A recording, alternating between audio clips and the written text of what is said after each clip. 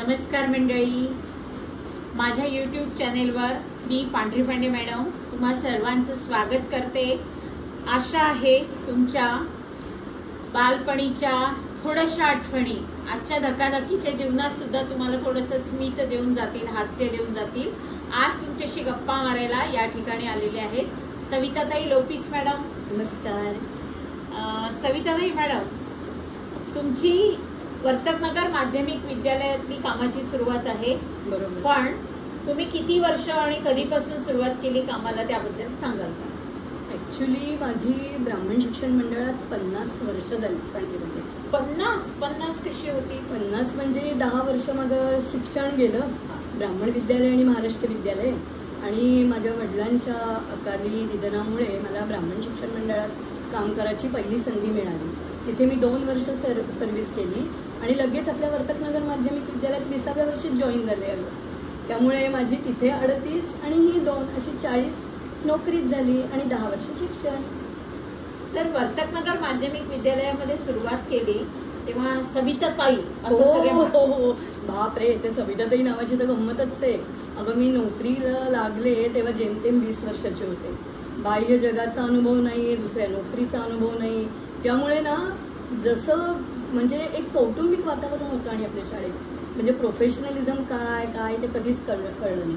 आणि सगळेजण येऊन जाऊन ना माझ्या लहान चणीमुळे व्यक्तिमत्वामुळे मला ना ताई ताईच म्हणत होते। इव्हन मुलं पण म्हणजे आणि ती पहिली बॅचची मुलं होती ना त्यांच्यात आणि माझ्यात आता जेमतेम 5 वर्षाचं अंतर, आणि ती मुलं पण इतकी उंच आणि अशी, तो संदीप शिर्के आठवतोय मला। त्यामुळे अशीही काही बरीच मुलं आहेत की त्यांच्यापुढे मी अगदी छोटीशीच दिसायची, पण ते ताई जे नाव रूढ झालं ते सगळ्यांनी ऍक्सेप्टच करून टाकलं। मला तर अजूनही ती लहानशी मुलगी तेव्हाची आठवते। आता निवृत्त झालेली सविता देखील मला अजून लहानच दिसते, ती छोटीशी मुलगी। पण मला असं आठवतं सविताताई, जसं आपण एकदा केळकर मॅडमच्या सासूबाईंचा 100वा वाढदिवस साजरा करायला गेलो होतो। तर त्यावेळी आपल्या सगळे 100वा वाढदिवस होता, बुद्धी शाबूत अगदी। तर त्या सगळ्यांची ओळख करून दिली, मग सांगितलं ही आमची सविता, केळकर मॅडमनी सांगितलं। तर त्या म्हणाल्या, तू सविता का आमच्या सुनेचा पगार काढतेस? अगं बाई, काय ग्रेट, म्हणजे त्या आजी, त्यांनाही अगदी मी शतशः वंदन, त्यांनी माझा हातच हातात घेतला, तू पगार काढतेस। पण थोडंसं सविता, हे पगार काढण्याचं सोडून तुझ्या कामाचं स्वरूप अजून खूप मोठं। हो बापरे, म्हणजे फक्त पगार काढणंच नव्हतं मर्यादित, आम्हाला वेगवेगळ्या जिल्हा परिषदा, पे युनिट, SSC बोर्ड, बऱ्याच ठिकाणी कामं करावी लागली। त्यामुळे शालेय कामांबरोबर बहिशालेयही कामं खूप असायची, प्रशासकीय कामं असायची की जी मी आता तुला सांगूही शकणार नाही, आणि आयत्या वेळी काय कामं येतील ती वेगळीच। म्हणजे मुख्याध्यापकांचा PA सर्वात नाही, PA पूर्वीपासून मुख्याध्यापक कक्ष आणि आमचं ऑफिस एकाच कक्षात असल्यामुळे सगळे म्हणजे येणारी जाणारी सगळी मंडळी मला पण भेटत असत, त्यामुळे माझ्याही बऱ्यापैकी चांगल्या म्हणजे ओळखी झाल्या, खूप लोकांशी संपर्क वाढला, मलाही याचा फायदाच झाला ना। पण सविता, शाळेमध्ये काम करत असताना सुरुवातीला शाळा कशी होती? सुरुवातीला बापरे, मी आले ना तेव्हा 2 वर्ग होते फक्त, आणि मग हळूहळू कशी ती शाळा मोठी झाली ते आपण सगळ्यांनीच बघितलं। बसायला खुर्च्या नव्हते, फॅन नाही, तुम्ही सगळेजण तिथेच यायचात, काहीतरी पटापट आपलं 2 शब्द बोलायचात, वर्गावर जायचात, इतकी ती धावपळीचे आणि याचे दिवस होते। पण त्या छोट्याशा जागेत पण आपण खूप छान राहिलो सगळे। निधी जमा करायचं काम सुद्धा क्लार्कचं अगदी, आणि बरीच सगळं फी भरणं किंवा अनेक वेगवेगळ्या निमित्ताने पालकांशी माझा सतत संपर्क यायचा आणि एकसारख्या पावत्या फाळा। त्यामुळे ना गंमत अशी झाली की मला सगळ्या मुलांची नावं पाठ, पालकांची नावं पाठ। आणि एक मुलगा, आत्ता अलीकडची गंमत सांगते, माझ्या मुलीचा एक कलिग होता, ती मला सांगत होती की माझा एक कलिग आहे, त्याचं नाव आहे मठे। तर मठे म्हटल्यावर मी तिला सहज म्हटलं, अगं त्याला विचार बरं, त्याचं नाव चेतन ज्ञानेश्वर मठे आहे का? आणि काय गंमत, तिने विचारलं तर तो खरंच, आणि मला एवढं हसायला आलं, अरे बापरे, आपण एक सहज कडा टाकला। आणि दुसऱ्या दिवशी त्या मुलाचा मात्र मला फोन आला, मॅडम मी चेतन ज्ञानेश्वर मठे बोलतोय। खूप मजा वाटते, आणि अशी अजूनही बरीच मुलं आहेत, पण आता वेळेअभावी मला सगळंच काही नाही सांगता येणार। तू एकूण किती मुख्याध्यापकांबरोबर काम केलंय सविता? जवळ जवळजवळ 15 मुख्याध्यापक झाले असते. त्यातले बरेचसे मुख्याध्यापक तुझे शिक्षक होते. हो हो. मग आता सर्वात आवडते मुख्याध्यापक कोण? काही काय नाही पण मी असं म्हणेन सविता, मला पण तेच आवडायचे. अगं त्यातले 10 माझे गुरुजन आणि 1 माझी बेस्ट फ्रेंड. काय सांगू मी. नाही पण सगळ्यांची शैली म्हणजे प्रत्येकाची वेगळी असते, पण प्रत्येक जण लॉयल, आपल्या कामाशी निष्ठा ठेवून काम करणारा छान अनुभव आला. आणि म्हणून आपली शाळा अगदी लागोपाठ मेहनती आणि इतकी नावारूपाला आली की पहाटे 4 वाजेपासून लोक नंबर लावायचे ऍडमिशन साठी. आणि ते दिवस तुझ्यासाठी खूप कठीण असायचे. आणि मला असं आठवते सविता की सुरुवातीचे बरेच वर्ष सुट्ट्या सुद्धा घेतल्या नाही. अरे बापरे, कारण आपल्याला तेव्हा मे महिन्यात आणि दिवाळीत काम करावंच लागायचं.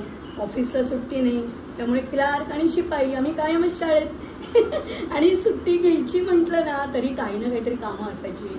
तेव्हा नेमकं ऑडिटच असायचं मे महिन्यात. आणि ऍडमिशन, बापरे, या मोठ्या मोठ्या रांगा आणि केव्हाही कोणी यायचं, त्यामुळे सुट्टी काय घेते मी. नाही, मला आठवतं की त्या काही वर्तकनगर मध्ये एवढे दुकानं नव्हते, म्हणजे रात्रीचे लाईट सुद्धा नव्हते, इतकं अंधार असायचा. आणि त्यावेळी बांधकाम सुरू केलं संस्थेने आणि कुलकर्णी सर त्यावेळी मुख्याध्यापक होते, ते कुठेतरी बाहेर ठिकाणी गेले होते. तरी तू आणि 1 शिपाई सगळे मजूर काम करत आहेत आणि तू आणि शिपाई शाळा सांभाळत आहे, असं चित्र होतं की एक छान डेडिकेटेडली काम केलं, त्यामुळे असली कुठली भीती कधी वाटलीच नाही. छान दिवस गेले ते सुद्धा. नाही पण त्यावेळी जे काही तू सकारात्मक तुझा दृष्टिकोन, सगळ्यांशी व्यवस्थित संबंध साधायचा, असं कुणी चिडून किती आला असेल पालक तरी त्याला एकदम शांत करून मी आत्ता बघते, म्हणजे तुला हे माहित असायचं की ते तुझ्या स्कोप मधलं काम नाहीये, पण तरी कधी कधी मला इंटरव्ह्यू करावं लागायचं. कारण असे माझ्यासमोर घडलेले होते काही प्रसंग. कारण मी म्हंटल ना, एकच कक्ष होता, पालक कधी कधी यायचे, असे तावातावानी यायचे आणि एकदम असं ते काही वातावरण टाकलेलं असायचं. तेव्हा पटकन काहीतरी मध्ये आपण मध्यस्थी करून तो विषय जरा वेगळ्या मार्गाने आम्ही सोडवले. तुझं कौशल्य होतं. तर एकदा 100% शाळेचा निकाल लागला होता, ते तर त्याचं क्रेडिट तुला जाते असं म्हणायचं का? तुमचं द्यायचे अजिबात नाही, शिक्षकांचंच आहे. पण होते त्यावेळी आणि विशिष्ट काही घटना घडली नाही. पण गंमत त्याच्या मागची अशी आहे की त्यावेळी ना शाळेचा रिझल्ट बोर्डाकडून जो आला होता ना, तो 99 पॉईंट समथिंग असा आला होता छापून.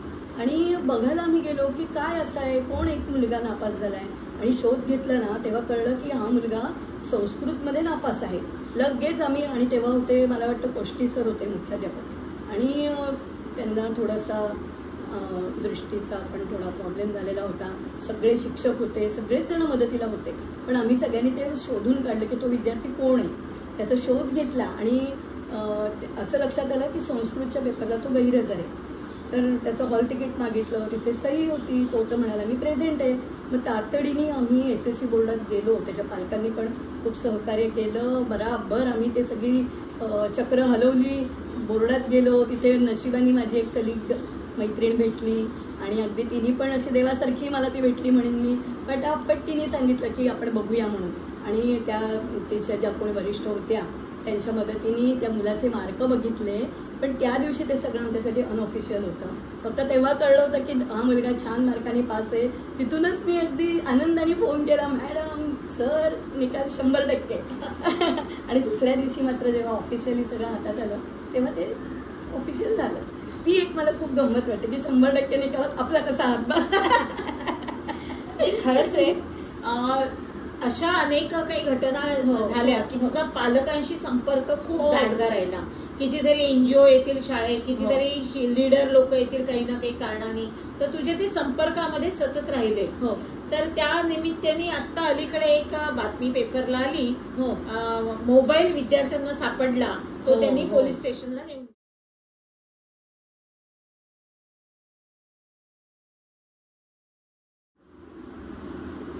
हा, ते सविता या विद्यार्थ्यांचा सत्कार झाला, त्यांचं खूप कौतुक झालं, सगळ्यांनी कौतुक केलं.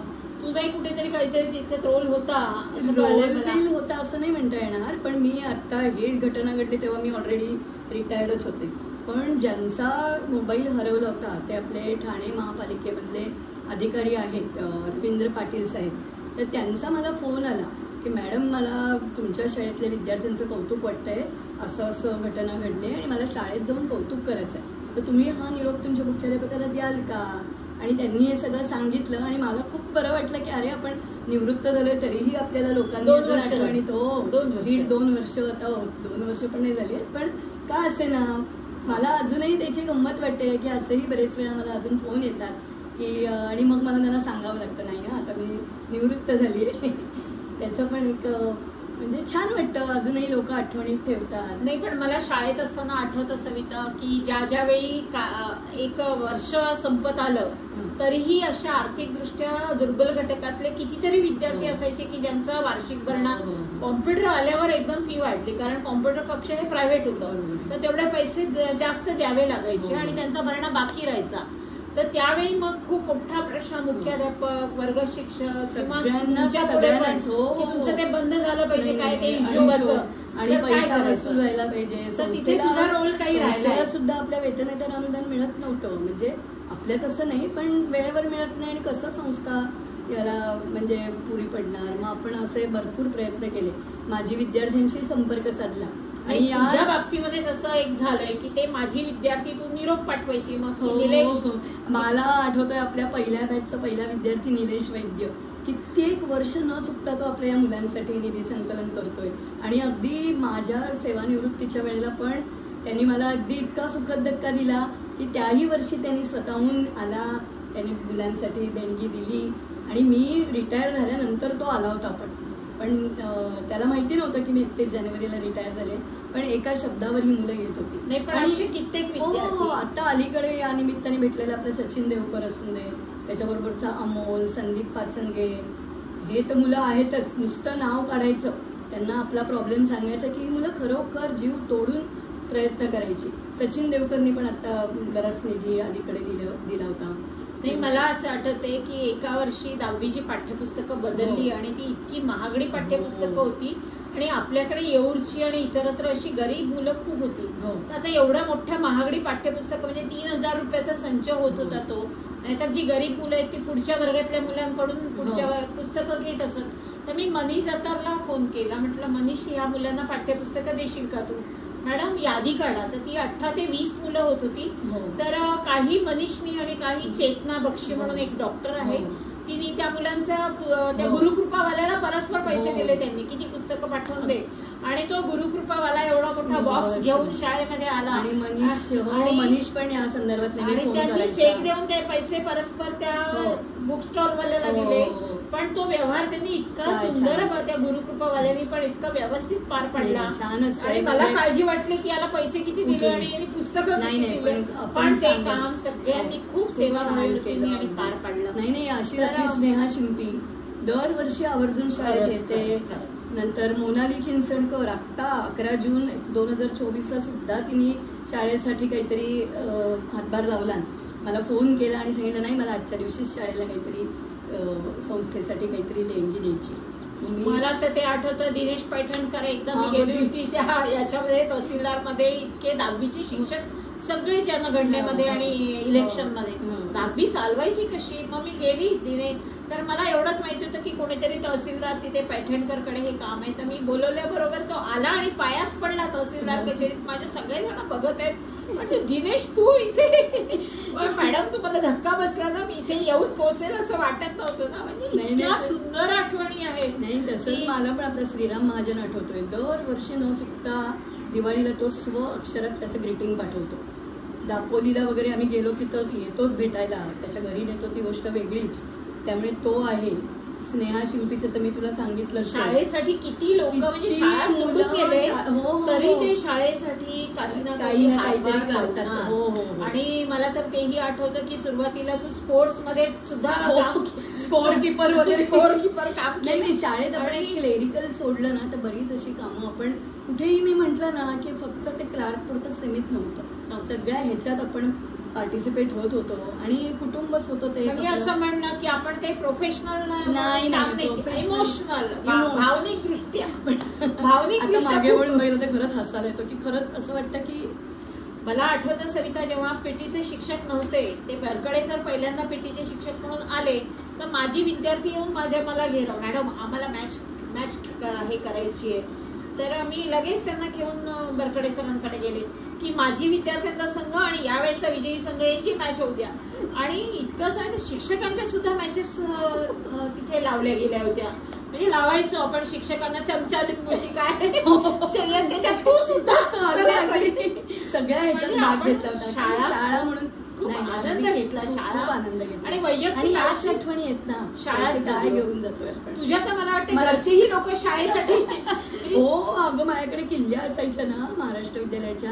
आणि मग केव्हाही सकाळी किंवा अगदी भल्या पहाटे पण म्हण किंवा अगदी संध्याकाळी 6-7 म्हणजे कधी बाहेर जायचं असलं, घरी नसली तरी माझे सासरे असायचे. हो सासरे म्हणायचे मी सांभाळतो. म्हणजे सगळ्यांनी इतका सपोर्ट केला ना की मला त्याचं खूप कौतुक वाटतं. की असं नाही कधी म्हटलं की काय करू, पण नाही किल्ले आहेत ना, तुम्हाला कुठे जायचं तर जा, मी बघतो. हा पण मला एक त्यांचा छान सपोर्ट. हा जो एक स्वभाव होता की सगळ्यांशी गोड बोलायचं. अगदी काही कितीही डोक्यावर काही झालं असेल, संकट आलं असेल तरी तो सकारात्मक ऍटिट्यूड सोडायचा नाही. आणि त्याचा परिणाम असा झाला की सर्व शिक्षकांच्या, मुख्याध्यापकांच्या पण तू खूप आवडती राहिलीस. मला आठवतं की त्यामुळे मग जशी तू निवृत्त झाली असं कळलं आम्हाला. आता आम्ही सगळे एकूण एक निवृत्त झालेले शिक्षक, मुख्याध्यापक सगळे एकत्र आलो आणि तुझा निवृत्ती समारंभ आम्ही दणक्यात आमच्यासाठी, आमच्या आनंदासाठी. तुला काही त्याच्यामध्ये इच्छा होती पण तो आमची इच्छा होती खूप. त्याचे फोटो बघूया आता आपण.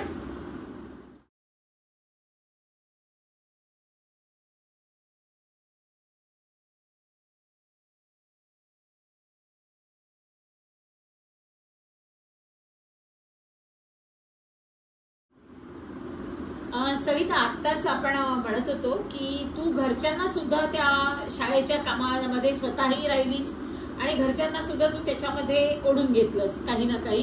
त्या दृष्टीने तुझ्याकडे एक आठवण म्हणजे काय होतं की आपली एक विद्यार्थिनी भाग्यश्री गांधी, आठवत असेल तुला, तर ती अंध विद्यार्थिनी म्हणून 10वीच्या परीक्षेला बसली होती आणि तिला आपल्याच शाळेतून रीडर रायटर दिला पण होता.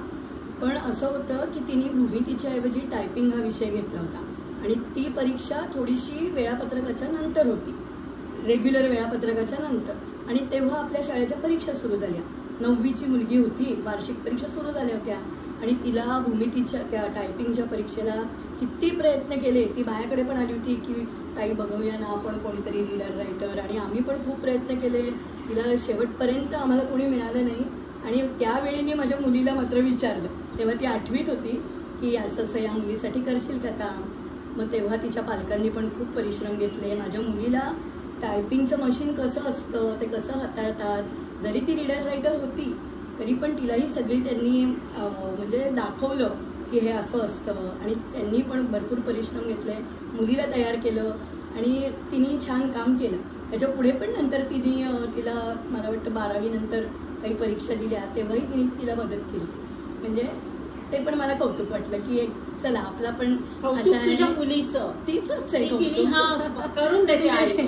ठीक आहे की म्हणजे एका सुसंस्कारित घरातली चांगली आपण वाढवलेली मुलगी, त्यामुळे त्या मुलीने ते पार पाडलं. आणि भाग्यश्रीचा खरंच पण तयार झाली. शाळेतून आल्यानंतर भाग्यश्रीचा प्रश्नच नाही, किती छान. म्हणजे त्या मुलीने इतकं पुढे पण इतकं उच्च शिक्षण घेऊन मला वाटतं फिजिओथेरपिस्ट मॅनेजर आहे आता. ती झाली फिजिओथेरपिस्ट, तिने क्लिनिकमध्ये काम केलं. पण म्हणजे तिचे वडील पण आपल्या शाळेचे खूप जुने माझे विद्यार्थी आहेत. त्यानंतर मला एक असं आठवतं की एक इंदिसे नावाची विद्यार्थी पण आपल्या शाळेत नंतर लगेच 6वीत तिने प्रवेश घेतला. तुला माहितीये सविता, नॅबनी त्यांना सांगितलं पालकांना, ती नॅब मध्ये जायची. तर त्यांनी सांगितलं की तुम्ही वर्तकनगर माध्यमिक विद्यालयामध्ये अंधांसाठी काम केलं जातं आणि तुम्ही तिथेच टाका. आणि आपल्याकडे ते आले होते आणि ऍडमिशनच्या वेळेला थोडंसं आपण त्यांना जनरल शाळेत का घालताय वगैरे असं विचारलं, पण त्यांनी इच्छा प्रदर्शित केली. आपण पण मग पुढे फॉर्मॅलिटीज सगळ्या पूर्ण केल्या आणि तिला म्हणजे अर्थात मुख्याध्यापकांनी सांगितल्याप्रमाणे आपण त्या सगळ्या फॉर्मॅलिटीज म्हणजे आम्ही केल्या ऑफिसने. आणि ती त्या शाळेत प्रवेश घेतला आणि त्यावेळी तिच्या पालकांनी सांगितलं तर मॅडम आणि या मुलीचं म्हणे तुम्हाला मी आज शब्द देतो, 10वी झाल्यानंतर मी स्वतः पेढे घेऊन येईल की आमची ही पूजा छान नाव काढेल. आणि मला अजून हसायला येतंय की मी तेव्हा होते महाराष्ट्र विद्यालयात. आणि मला फोन आला इंदिसे म्हणून. म्हटलं अरे बापरे. आणि तेव्हा त्यांनी मला सांगितलं की बघा तुम्हाला मी शब्द दिला होता, पूजाला एवढे एवढे मार्क मिळाले. म्हटलं बास. म्हणजे असेही छान क्षण अनुभवायला मिळाले.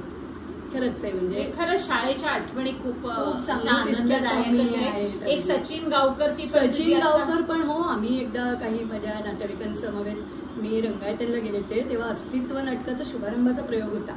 आणि असे बघत असताना ना त्यांनी नेपथ्यकार सचिन गावकर असं मी ऐकलं. आणि त्या नातेवाईकांना मला म्हटलं सचिन गावकर आहे ना, हा बहुधा माझाच आमचाच विद्यार्थी असणार.